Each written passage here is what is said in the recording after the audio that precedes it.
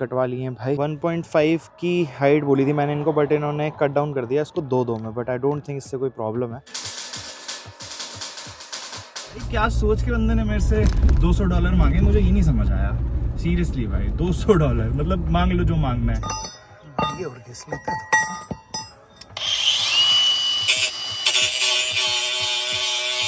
काफ़ी सारे लोग कमेंट कर रहे थे कि चेसी टूट जाएगी, गाड़ी आगे से उठ जाएगी, इतनी टोइंग कैपेसिटी नहीं है। गाड़ी अपनी एंटर हो गई है एक बार फिर से वर्कशॉप में। ये है जहाँ से डिफरेंशियल ऑयल लीक हो रहा है। जो रेड इसके ऊपर है ये वो सीलेंट वगैरह है क्या? हाँ, ये सिलिकॉन। अच्छा, जो सिलिकॉन जो मैंने वहाँ नेपाल में ठीक करा है। इतनी देर से सोच रहा था ये कैसे फिल होता होगा, क्योंकि ये इतनी बड़ी सिरिंज है, सिरिंज में डाल के और फिर इसके अंदर ये पंप कर देते हैं सारा ऑयल।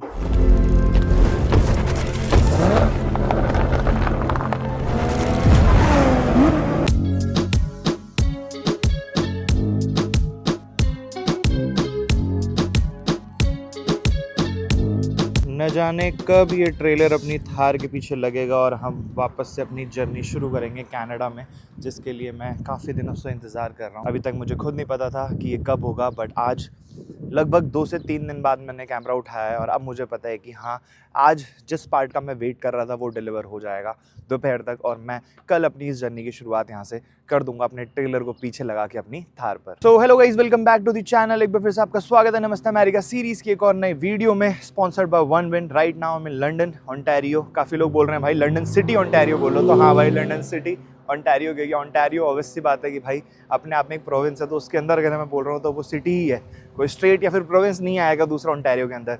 बट लीव इट, फिलहाल हम लोग जा रहे हैं भाई वेल्डिंग कराने। कल हुई है भाई बारिश और इस टाइम निकली हुई है धूप। मतलब कल बेसिकली ठंड थी अच्छी खासी और अभी एकदम तीखी धूप निकली हुई है, मतलब गर्मी है प्रॉपर। चलो निकलते हैं भाई यहाँ से। तो 3-4 वेल्डिंग वाले पता किए थे हमने। कोई कह रहा अपॉइंटमेंट देंगे हम, कोई कह रहा कि हमें वेटिंग टाइम चाहिए, फलाना ढिमकाना, हम घर पे आके कर देंगे। मैंने कहा भाई कोई इंडियन अपना देसी बंदा मिल जाए ना तो बेस्ट हो जाए। तो इसकी वजह से फिर अपना जो अर्ज भैया मिले थे जिन्होंने अपनी गाड़ी पे काम किया था सर्विस का, उनको मैंने सीधा कॉल घुमाया। उनके नोन में यहाँ पर है, थोड़ा दूर है उनकी वर्कशॉप बट उनके नोन में है यहाँ पर। उन्होंने कहा कि आप चले जाओ वहाँ पर, अपना बंदा है वो कर देगा। तो ईजी हो गया, चलो वो भी अपना। यहाँ से डिस्टेंस जो है वो 28 किलोमीटर दिखा रहा भाई। कल मैंने चेक किया था 36-38 कुछ दिखा रहा था, बट चलो जाम नहीं है, पहुँच जाऊँगा मैं 11:30 बजे।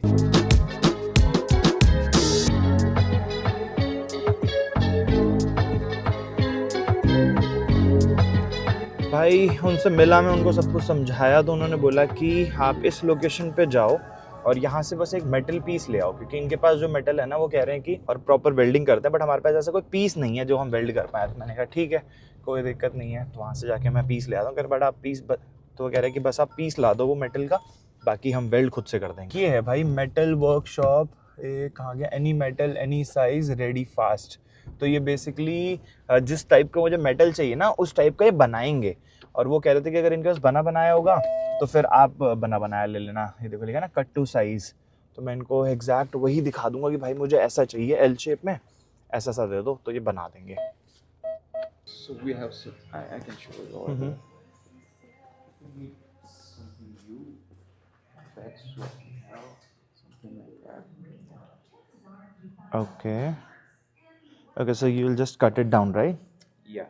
Okay, you will cut it down so it will automatically be in. Don't you have something in C shape? Yeah, that's C, you C channel. Okay, C channel. Multiple options थे भाई हमारे पास यहाँ पर अगर देखा जाए तो, बट मुझे ये वाला ज़्यादा सही लग रहा है। मतलब एक ट्रायंगल भी था, ट्रायंगल में इधर से और इधर से वेल्डिंग हो जाती, फिर इतना स्पेस बचता। ट्रायंगल में इधर से और इधर से वेल्डिंग हो जाएगी तो हमारे पास इतना स्पेस बचेगा। बट मुझे ये डर है कि इसके अंदर अपना हुक जा पाएगा कि नहीं जा पाएगा, फिर ये बहुत बड़ा है। ठीक है, फिर मैंने सोचा क्यों ना मैं कुछ ऐसा ले लूँ सी टाइप का, जैसे ये है बट ये एल्युमिनियम है। ठीक है, तो एल्युमिनियम हमें चाहिए नहीं क्योंकि वेल्डिंग करवानी है। तो फिर समझ आया कि ये वाला सही है, अपना ऊपर से चारों तरफ वेल्ड हो जाएगा और इसके मैं 2 पीसेज इधर ले लूँगा, 2 पीसेज इधर ले लूँगा, फिर ये बढ़िया हो जाएगा अपना।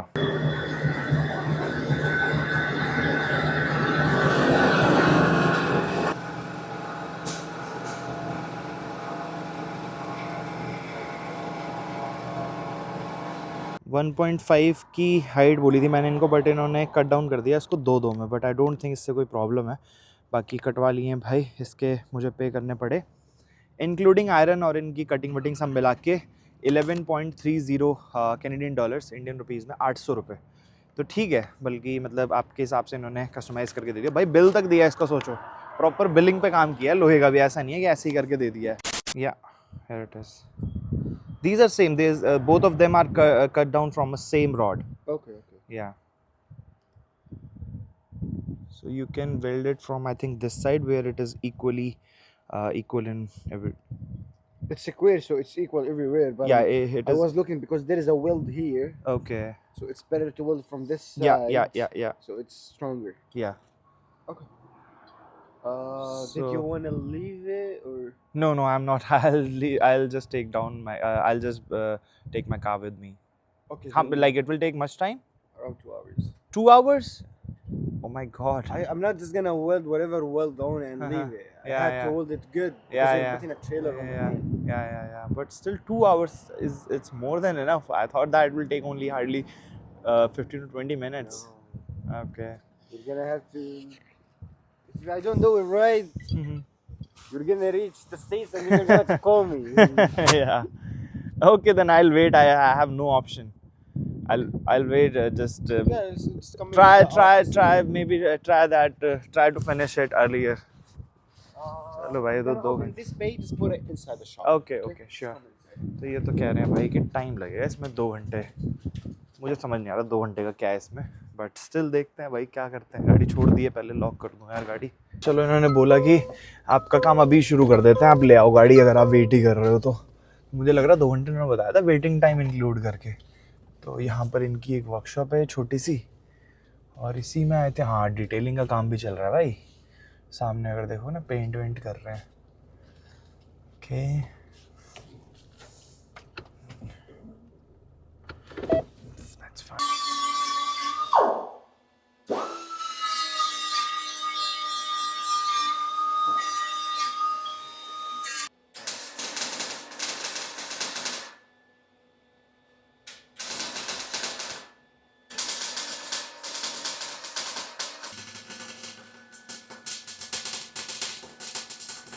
फाइनली आफ्टर 2 आवर्स हो गया भाई ये। इसके ऊपर इन्होंने स्प्रे पेंट मार दिया है ताकि ये बॉर्डर जो हमने ग्राइंड किया उस पर रस्टिंग ना हो। उसके अलावा बहुत मजबूती से इन्होंने वेल्डिंग करी है, देख रहे हो कितनी मोटी वेल्डिंग कर रखी है। चलो बट काम हो गया, निकलते हैं भाई। ओके, चलो भाई हो गया अपना काम, निकल गए हैं यहाँ से वापसी। 1.5 से 2 घंटे लग गए लगभग हम लोगों को यहाँ पर। भाई मैंने उनसे पूछा, मैंने कहा how much I have to pay you. भाई साहब कह रहे 200।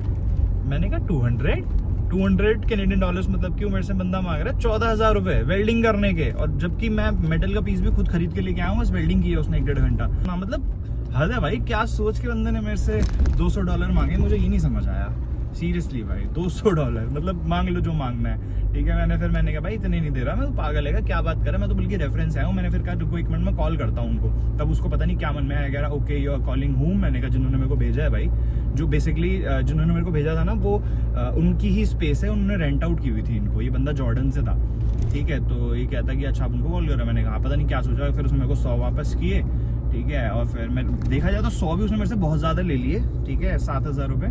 बट फिर मैंने कहा छोड़ यार, क्या फालतू में बहस करूँ, पहले पूछ लेना। अब तो इनफैक्ट मेरे को जिन्होंने भेजा था उन्होंने बोला था पैसे मत देना है, नहीं ये है वो है। बट मैंने कहा नहीं ऐसा नहीं है, मैं काम करवा रहा हूँ, मैं पे करूँगा, ठीक है। और मुझे नहीं पता था भाई इतना लूट मचा देगा ये। वही है ना भाई, अपने इंडियन होते हैं ना तो वो देखते हैं कि चलो ठीक है भाई जायज़ ले लो जो लेना है, ठीक है। बट ऐसा नहीं कि लूटने को ही हो जाओ, तुम बाहर का टूरिस्ट को ही देख लो जिसको आइडिया नहीं है यहाँ का। बाकी एक बैड न्यूज़ ये है भाई कि हमारा जो पार्ट आ चुका था वो यहाँ पर अभी कस्टम्स में गया है। अभी मैंने राहुल भैया से पूछा तो वो कह रहे हैं कि वो कस्टम्स में अभी, और अब शायद आज ना डिलीवर हो। वो मिसिसागा, मतलब अपना GTA में पड़ता है जो टोरंटो के पास है, ठीक है, मिसिसागा, वहाँ पर वो कस्टम्स में है। अब वहाँ से निकल के मुझे नहीं लगता कि वो आज डिलीवर होगा। अब 1 दिन और डिले भाई, सीरियसली यार। मतलब एक एक दिन ऐसे करते करते ना मुझे इंडिया से आए हुए हो चुका है 1.5 महीना, ठीक है। और अभी तक मेरे को कनाडा कंप्लीट कर देना चाहिए था देखा जाए तो, बट ना ही तो कनाडा कंप्लीट हुआ। इनफैक्ट देखा जाए तमीज़ से भी ट्रेलर के साथ मैंने शुरू भी नहीं किया ड्राइविंग। तो टाइम बढ़ता जा रहा है। और इशू सबसे बड़ा मेरे को अभी ये है कि ट्रेलर का मैं पर डे रेंट पे कर रहा हूँ। वैसे तो ट्रेलर का रेंट इतना ज़्यादा है नहीं, बट अगर मैं देखूं कि ट्रेलर खड़ा हुआ है तो ऑब्वियसली भाई दुखता है $70 डेली का जाने जाते देखते हुए। और अगर देखा जाए कितने दिन हो गए हैं आज, और लगभग 6 दिन से ट्रेलर खड़ा ही हुआ है सिर्फ, तो 6 7 या 42 $420 लगभग 25-30 हज़ार रुपये तो मेरे अभी वेस्ट हो गए हैं खड़े खड़े ट्रेलर में, सिर्फ काम करवाने के पीछे और वो जो एक अपना रिले आ रहा है उसका वेट करने के चक्कर में।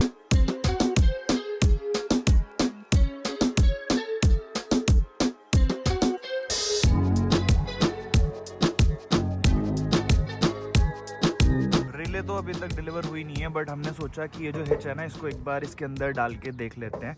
तो एक्चुअल में जो इसका सरफेस एरिया है ना ये गर्म है ना, बहुत ज़्यादा। हाँ, तो इसका जो सरफेस एरिया ना, इनर सरफेस एरिया वो 2x2 है और इसका आउटर सरफेस एरिया जो है वो 2x2 है। बट ये 2x2 होना चाहिए बट 2x2 नहीं है, जिसकी वजह से हमें थोड़ा सा ग्राइंड करना पड़ रहा है ताकि इसके अंदर अच्छे से फिट हो जाए, तब तक एटलीस्ट हो जाए। एक सूत का ही डिफरेंस, वो पेंट का होगा शायद थोड़ा, है ना, उसके अंदर भी पेंट हो रखा है, इसके ऊपर भी पेंट हो रखा है, तो इस वजह से शायद थोड़ा है, तो थोड़ा सा करके हो जाएगा ये।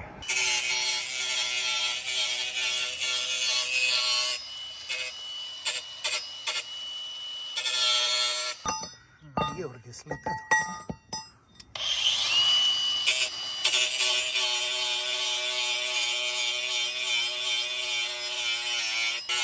सा।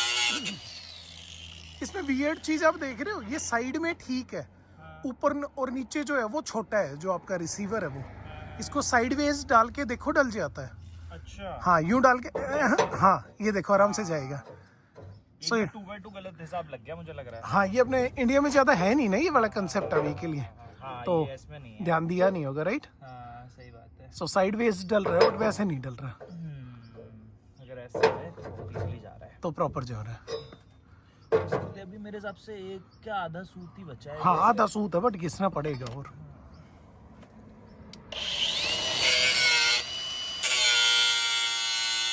लगा के और फिर इसको इधर से हथौड़े से मारेंगे तो चला जाएगा ये अंदर, और एक बार ये फिक्स हो गया तो इसको बार बार निकालने की जरूरत नहीं है। हाँ अच्छा है, थोड़ा टाइट भी है, सही रहेगा स्मूथली। ऐसा लाइनअप कर दिया जैसे बिल्ट इन इसी का। हाँ आ गया, चलो बहुत बढ़िया। ये काम हो चुका है अपना डन। अब एक बार हम लोग बिना रिले के ना कनेक्ट करके देख रहे हैं इसको कि हाइट कितनी रहती है, क्योंकि ट्रेलर सीधा रहना चाहिए। काफ़ी लोग कमेंट कर रहे थे कि भाई चेसी टूट जाएगी, ये हो जाएगा वो हो जाएगा। कीज कहाँ गई?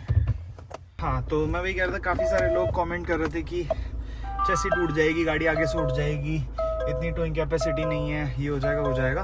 तो यार देखो, टोइंग कैपेसिटी मैं ऑलरेडी बहुत बार बता चुका हूँ, मैंने थार की चेक कर ली है, ठीक है। लगभग 3,500 किलोमीटर टोइंग कैपेसिटी है और ट्रेलर सिर्फ 750 किलो का है, तो मेरे अकॉर्डिंग नहीं होगी कोई दिक्कत। बाकी जितना लेवल में हम ट्रेलर को ला सकते हैं ना गाड़ी के, उतना लेवल में लेके आएंगे, सो दैट वेट डिस्ट्रीब्यूट हो जाए और ऐसा ना हो कि गाड़ी आगे से हवा में उड़ जाए। तो वही एक बार हम करके देख रहे हैं बिना रिले कनेक्ट किए, और अगर आता भी है बिना रिले कनेक्ट किए, इलेक्ट्रिसिटी वाला हम नहीं ज्वाइन करेंगे अभी। और क्या, अभी फिलहाल लगाता हूँ मैं एग्जैक्ट इसके टोइंग हुक के सेंटर में। डिफेंडर में ना एयर सस्पेंशन की वजह से उसका हुक जो है वो हमेशा नीचे ही रहता है, और जैसे इसमें कनेक्ट होगा वो गाड़ी पीछे से ऊपर हो जाती है ना। बट इसके अंदर मैनुअली करना पड़ता है, इसके लिए एक बार इसको उठा के और गाड़ी मुझे और पीछे लाके इस नॉब को इसके नीचे लाना है और फिर इसको रोटेट करके और उसके ऊपर लोड करना है। बहुत धीरे धीरे लानी पड़ेगी, यही करना है। जब मैं अकेला हूँगा ना अब आगे, तो वो मुझे फिर धीरे धीरे अपने आप से करनी पड़ेगी, बार बार उतर के देख के। अब यहाँ पर एकदम परफेक्ट पार्क हुई है, बट खिसकानी है इंच बाय इंच। हो गई, लो जी, यहाँ पे हो गया अपना काम, हो गया इसके ऊपर लोड। हाँ अभी जाएगा और नीचे जाएगा, इधर क्लॉकवाइज है। अच्छा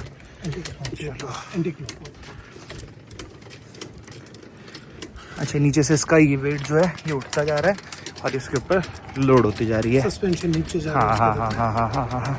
अब बेसिकली गाड़ी के ऊपर सारा लोड आ रहा है इसका, है ना। पूरा कार पे।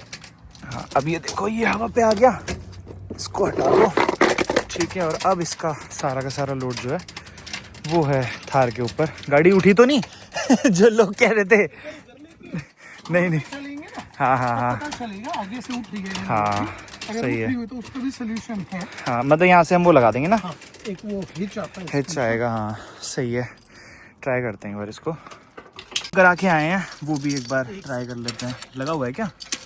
ओके चलो, आ गया, हो गया, पहुंच गया। यही डर था कि कहीं ऐसा तो नहीं पहुंचेगा नहीं।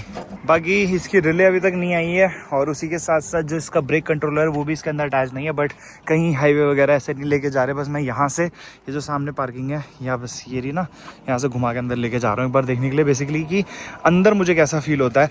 आगे से ऐसा लगता है ज़्यादा प्रेशर लग रहा है, खींच पा रही है नहीं पा रही, कितना RPM जा रही है, वो सारी अभी चीज़ें देखी नहीं है मैंने थार में एक भी बार। तो एक बार बैठ के चल के देखता हूँ और देखते हैं कैसा रहता है यार। चलो भाई, moment of truth, let's see. बोलो जय श्री राम।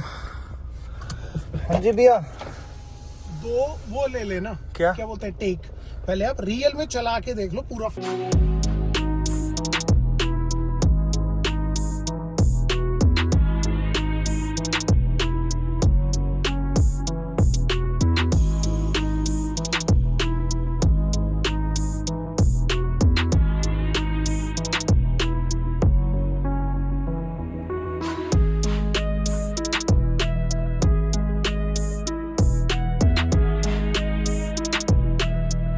चलो भाई, हो गई प्रैक्टिस। मैंने पार्किंग वगैरह की प्रैक्टिस कर ली है। सही बताऊं तो बहुत ज़्यादा कॉन्फिडेंस आ रहा है। कल रात को मैं बहुत ज़्यादा डरा हुआ था। एक तो कमेंट्स पढ़ के ना और ज़्यादा हो जाता है, टोइंग कैपेसिटी नहीं है, ये है वो है। वैसे मैंने पहले सारी रिसर्च कर रखी थी, बट उसके बावजूद भी आपके लोग के कमेंट्स पढ़ के मुझे लगता है कि यार हो पाएगा नहीं हो पाएगा, 10 क्वेश्चन आते दिमाग में। बट ठीक है, अब हो गया भाई, कॉन्फिडेंस आ गया है। अब चलते हैं एक बार फाइनल पार्क करते हैं घर के बाहर बैक करके और अपना बाकी की चीज़ें देखते हैं। लगभग 10 मिनट लगा के कुछ ऐसी पार्किंग की है भाई मैंने। एकदम स्ट्रेट तो नहीं है, बट जितना मैंने एक्सपेक्ट किया था उससे तो ज़्यादा ही ठीक कर दी देखा जाए तो।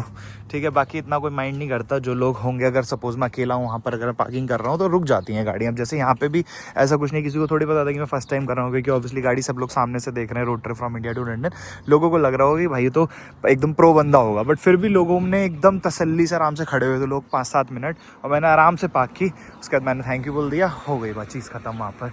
चलो भाई, बाकी अब आगे का काम देखते हैं अब क्या क्या रह गया है। शाम होता ही मौसम ऐसा बदला है भाई, सीरियसली। अभी मैं घर गया था, मैं बाहर निकला, मैंने कहा चल 1-2 काम और रह गए हैं वो करा लूँ। भाई साहब, एकदम ठंडी हवा चल रही है, अंधेरा हो चुका है, बादल इतने पता नहीं कैमरे पे आपको समझ आ रहा है कि नहीं। तो चलो, ये सब तो बात की बात है। बाकी अभी फ़िलहाल जा रहा हूँ भाई मैं गाड़ी में। एक चीज़ और मुझे करानी थी, जो कि है भाई इसकी अलाइनमेंट। इसकी लास्ट अलाइनमेंट जो हुई थी वो सर्विस टाइम पे नहीं, इसकी अलाइनमेंट हुई नहीं भाई एक भी बार, सर्विस पे भी नहीं हुई थी। तो जब से गाड़ी आई है अभी तक एक बार भी अलाइनमेंट नहीं हुई है। गाड़ी लगभग 33,000 किलोमीटर चल चुकी है। ये है भाई सामने मिस्टर ल्यू प्लस टायर्स। इसके मैंने काफ़ी सारे स्टोर्स देखे थे, बट मुझे नहीं पता था कि ये ड्राइव थ्रू में अलाइनमेंट करते हैं। आज वीकडे है, आई होप ये ज़्यादा भीड़ नहीं होगी यहाँ पर और हो जाएगा। Let's see. वैसे तो मुझे दिख नहीं रहा है कुछ यहाँ पर, अंदर काफ़ी सारे लोग हैं। ड्राइव थ्रू है कहाँ?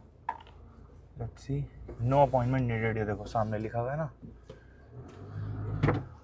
यार ये लोग तो कह रहे हैं कि अलाइनमेंट अब हम लोग करते नहीं, पहले करते थे। बाकी मैंने कहा डिफरेंशियल ऑयल ही चेक कर लो फिर, क्योंकि डिफरेंशियल ऑयल भी इसका लीक हो रहा है, उसके लिए मुझे भी जाना ही था। मैंने कहा चलो वो यहाँ पर दिखा लेते हैं एक बार। Let's go.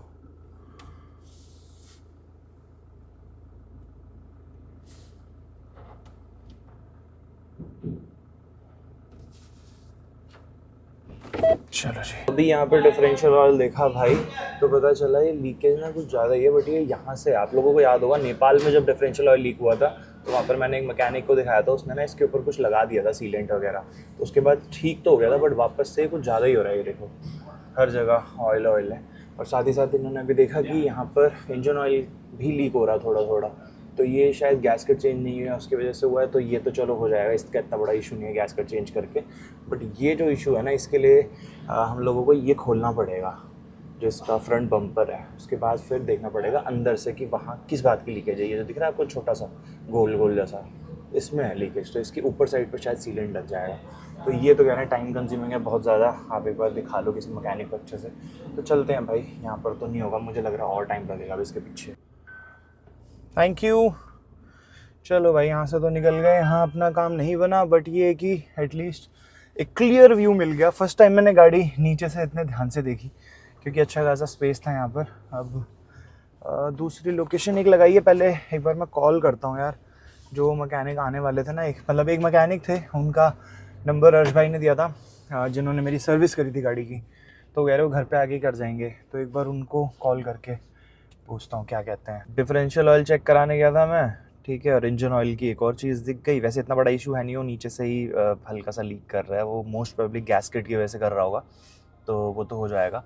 बाकी अभी तक सिर्फ मेरे को 2 ही काम बचे थे, एक अपना डिफरेंशियल ऑयल और एक इसकी अलाइनमेंट, ठीक है। अब इसके पीछे देख रहे हो अभी कम से कम 1.5 घंटा वेस्ट हो चुका है चेक कराने, और इसमें यही हो रहा है, यहाँ पे दिन का पता ही नहीं चलता, और शाम में सारी चीज़ें 5-6 बजे बंद होने लगती हैं। अपना सुबह 9 बजे 10 बजे भी निकल जाओ तो भी यही होता है, ठीक है। अब शाम हो गई है, अब लगभग मेरे पास सिर्फ 2 घंटे हैं। 2 घंटे में मुझे सारी की सारी चीज़ें करानी है, सो दैट मैं कल यहाँ से निकल पाऊँ। और इसीलिए भी मैं घर नहीं जा रहा हूँ कि फटाफट बाहर ही बाहर सब कुछ हो जाए, तो अपना टाइमली निकल जाएंगे फिर कल। ये देखो भाई, मैं बोल ही रहा था ना आपको कि बारिश लग रही है कि होने वाली है, मौसम भी ऐसा हो गया है, तो हो गई शुरू बारिश। बाकी भाई अभी एक मैकेनिक के पास जा रहा हूँ मैं, जिनका एड्रेस मुझे दिया है अर्श भाई ने। अर्श भाई ने मुझे किसी का एड्रेस दिया था, फिर उन्होंने मुझे इनका एड्रेस दिया, और उसके बाद मुझे रैपिंग ठीक कराने भी जाना। उनका एड्रेस भी अर्श भाई ने किसी का दिया था, फिर उनका एड्रेस किसी ने दिया।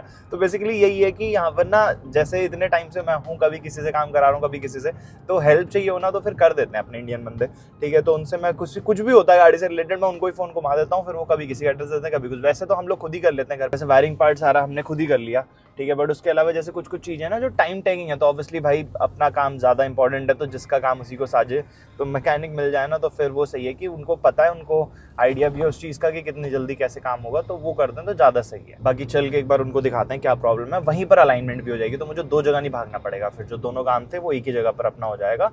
और जो रैपिंग वाला मैंने बताया वो भी फिर वहाँ आसपास ही है, 10-15 मिनट दूर ही है वहाँ से, तो सारा काम करा के तभी वापस आऊँगा फिर आज।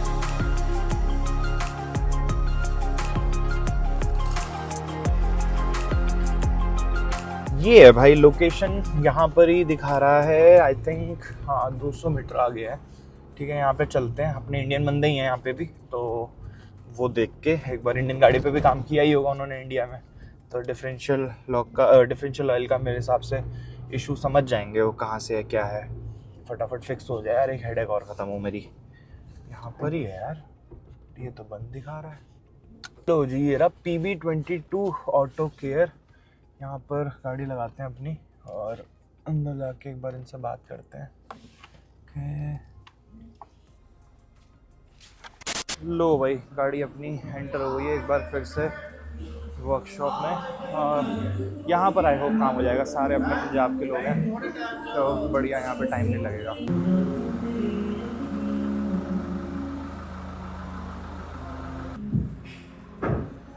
अलाइनमेंट करनी थी सबसे पहले, इस वजह से इस वाले प्लेटफॉर्म पे लाके गाड़ी खड़ी कर दी है भाई। अलाइनमेंट करवाएंगे, उसके बाद जो भी ऊपर जाएगी तो लगे हाथ नीचे से ये भी देख लेंगे एक बार डिफरेंशियल ऑयल लीक हो कहाँ से रहा है एक्चुअल में। इंजन ऑयल तो ये बता रहे हैं कि ऐसी कोई बड़ी दिक्कत नहीं है, सिर्फ वो वॉशर की दिक्कत है। बाकी अभी फ़िलहाल स्किड प्लेट है ना, इसको खोल के और फिर ऊपर से देखते हैं क्या इशू है जो इसका डिफरेंशियल ऑयल लीक हो रहा है। ये देखो भाई, ये है जहाँ से डिफरेंशियल ऑयल लीक हो रहा है। 1 मिनट, हाँ ये देखो, ये जो रेड इसके ऊपर है, ये वो सीलेंट वगैरह है क्या? हाँ, ये सिलिकॉन। अच्छा, जो सिलिकॉन जो मैंने वहाँ नेपाल में ठीक करा है, ओके। और ये बता रहे हैं, एक बार इसका दिखाना कहाँ पर वो ऐसा लग रहा है जहाँ पे ठोका पीटा हुआ है। ये देखो भाई, इसके ऊपर ना, हाँ ये पंचर के पंच है। हाँ पंच है, मुझे लग रहा है कि ये हैमर लगा है कहीं, बट ये लगा कहाँ है, क्योंकि इसके नीचे तो स्किड प्लेट थी पूरी, तो कुछ पत्थर वत्थर लगने का तो सवाल नहीं है। ये जिसने ये लगाया ना, हाँ उसी से हुआ होगा कुछ। ओके, अच्छा, जिसने ये सीलेंट लगाया ऊपर, या माइट भी। हाँ, क्योंकि वो तो महिंद्रा वर्कशॉप पे हुआ है इंडिया में काम, तो वहाँ तो दिक्कत नहीं है। नेपाल में मैंने ऐसी लोकल मैकेनिक से कराया था, तो हो सकता है उसने कुछ ठोक पीट दिया हो। तो इस पे सीलेंट वापस से अच्छे से लगा के नहीं हो सकता? हो तो जाएगा, बट लीक होगा फिर से। ब्रेक क्लीनर भी लिया दी, नाले गड्डी थोड़ी जी पीछे करे है। अगर मैं आप लोगों को दिखाऊं भाई, तो ये जो सामने आपको नोजल दिख रहा है ना, ये बेसिकली ब्रीदर है। ये देखो, ये ऊपर नीचे होगा और ये ऐसे ही रहना चाहिए, और इसके नीचे एक छोटा सा नट है, ये देखो, ये वाला नट है ना, तो ये कह रहे हैं यहाँ से लीकेज हो सकती है। बट वहाँ जो नेपाल में उस बंदे ने किया ना, वो उसने पूरा इस पर लगा दिया सीलेंट, इसके ऊपर जो ब्रीदर है। अगर ब्रीदर के ऊपर सीलेंट लगा दिया तो ऑब्वियसली अंदर प्रेशर बना और फिर वो फेंकने लग गया।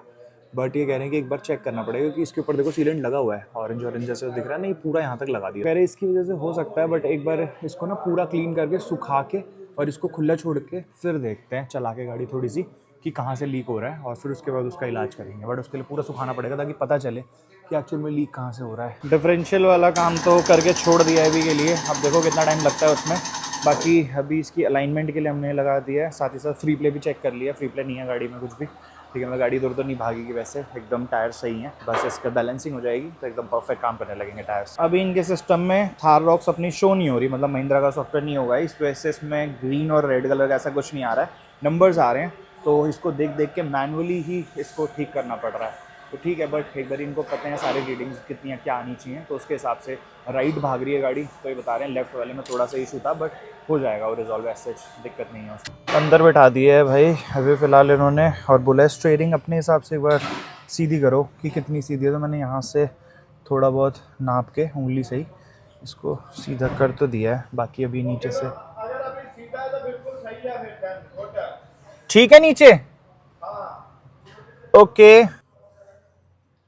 बट एक बार चला के भी देख लेंगे ना।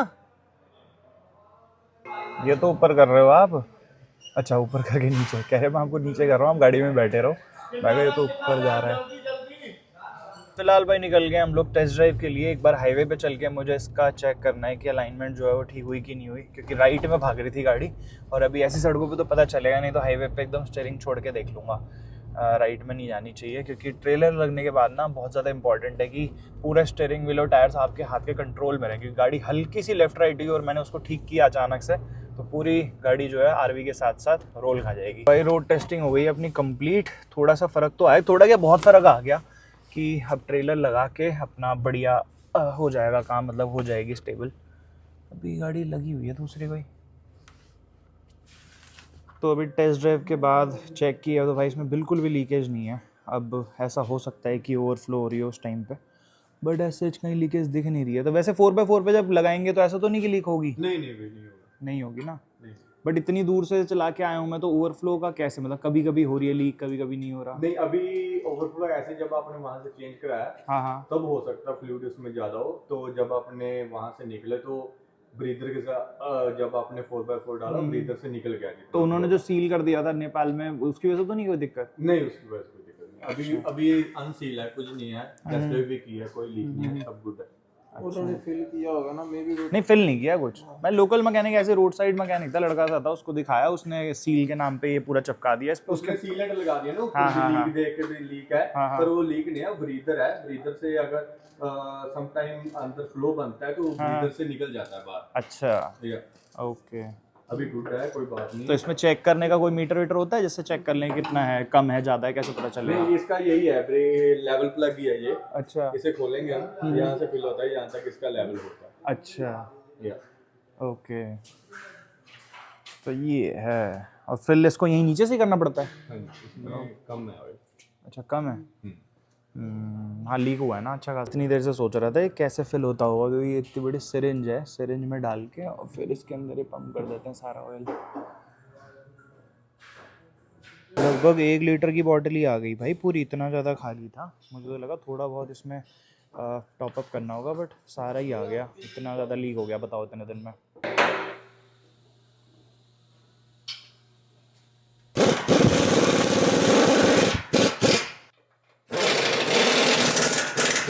चलो जी, हो गई है अपनी गाड़ी डन, दोनों चीज़ें एकदम बढ़िया से। इसमें टॉप अप कर लिया डिफरेंशियल ऑयल, उसके अलावा अपना जो जहाँ से लीकेज था उसको वापस से क्लीन करके बंद कर दिया। आई होप अब नहीं होनी चाहिए, इनके अकॉर्डिंग भी अब नहीं होगी। उसके अलावा अलाइनमेंट भी इसकी ठीक हो गई, हमने टेस्ट ड्राइव ले लिया। बाकी ये थे जिन्होंने हमारी गाड़ी पे काम किया है, ये हैं Surendra ji, right?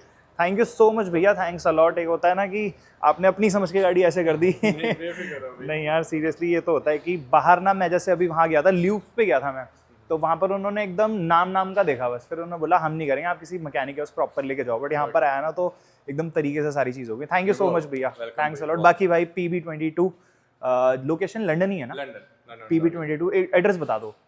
PB22 120 falcon street, unit falcon street पे ना? हाँ, फैल्कन स्ट्रीट पे PB22 डालोगे आ जाओगे। मैं भी यही लोकेशन लगा के आया था, विजिट कर सकते हो, सारे अपने इंडिया के लोग ही मिलेंगे यहाँ पे। तो बढ़िया हो जाएगी। चलो ठीक है भैया, थैंक यू सो मच। चलो भाई निकलते हैं, बहुत टाइम लग गया यहाँ पर, बट ये काम हो गया अपना बढ़िया। बाकी ये इनकी बैक एंट्री है, फ्रंट एंट्री पे भी कंस्ट्रक्शन वर्क चल रहा है, तो इस वजह से अपना उन्होंने इधर से लगवा दी थी गाड़ी।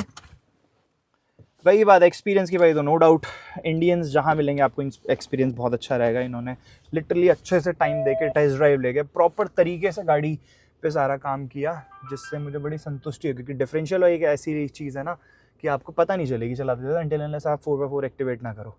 बाकी हो गया, ये कह रहे अब दिक्कत नहीं आनी चाहिए। निकलते हैं, चलो ओके भाई जी, चलो बाय, लेट्स गो।